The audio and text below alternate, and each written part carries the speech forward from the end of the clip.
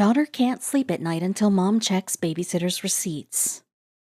The daughter kept pushing to have the babysitter back. Mom had always been a trusting person and never spied, but she needed to know why her daughter liked a babysitter with such horrible reviews. So mom decided to place her old phone as a listening device. She was not prepared for what she'd hear. When hiring a babysitter, you never know what you're getting yourself into. A successful 30-year-old businesswoman and mom, Mary Ann Jackson, was desperate to find a babysitter one night when she was suddenly called into the office. Her brilliant 4-year-old daughter, Haley, by age 3, she could read and play chess. Top-of-the-line care would be needed.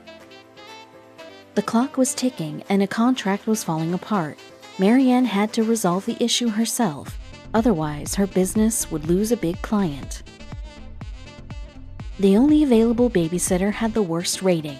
Mary Ann wasn't particularly religious, but on this night she made a short prayer, rolled the dice, and hired her. As she drove off, she started remembering all the stories she had heard, how babysitters would do unspeakable, inhumane things to children, and here she was, risking her child's well-being to save a contract. At that moment, she felt she was the worst mother in the world, and that would soon be confirmed. Haley hadn't gone to bed yet. She insisted that she wanted to stay up and have her mom kiss her goodnight. Immediately, when Mary Ann walked in, Haley leapt up and ran to meet her mom. Haley sang praises of the babysitter, but later that night, strange noises were heard coming out of her room. Mary Ann, tired and sleepy, made her way to Haley's room, and as she made her way, the noises stopped. That troubled her. She ran to the room and broke the door wide open. Haley was in bed, windows closed and perfectly safe. What could that be, she thought. The morning after, Haley told her mother she would like the babysitter to return because she was more fun than the usual sitter. Concerned, Mary Ann decided to investigate this babysitter a little more.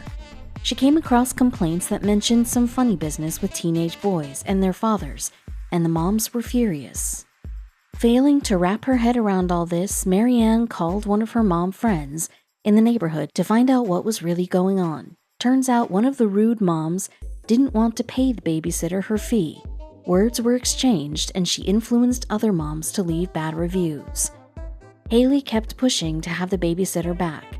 Mary Ann had always been a trusting person and had never bought nanny cams, but she needed to know why her daughter liked her so much, so she decided to place her old phone as a listening device. Mary Ann wasn't prepared for what she was about to discover. It was nothing but laughs and giggles in the recording. The babysitter was very good with Haley. As she felt relieved, the noises returned. Mary Ann jumped out of bed, headed straight to Haley's room, and found her in bed. Puzzled, she began to walk out. Then she saw a receipt in the trash can. The receipt had the babysitter's name on it. Mary Ann had taught Haley not to accept gifts from strangers. Disappointed, she woke Haley up, who had been pretending to be asleep every time her mom came in the room, and asked, "Did your babysitter buy you a gift?"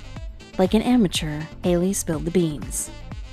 The first night they had the babysitter noticed that Haley had a chessboard and many mind-stimulating toys, and she decided to hand her a Rubik's Cube. Haley loved it. The babysitter left hers with Haley, and then bought one for her when she returned. Haley has played with it every night since. When the babysitter returned, Mary Ann was happy to see her. She thanked her for what she had done for Haley, and she proceeded to ask her why she had horrible reviews. The babysitter explained about her run-in with the rude mom, and to keep getting work, she had to charge the lowest fee. Having had multiple successes in business, Mary Ann knew how to run a good PR campaign. When the truth came out, the rude woman was alienated in the community, and the babysitter began to get steady work. Mary Ann's generous actions had a lasting effect on the babysitter.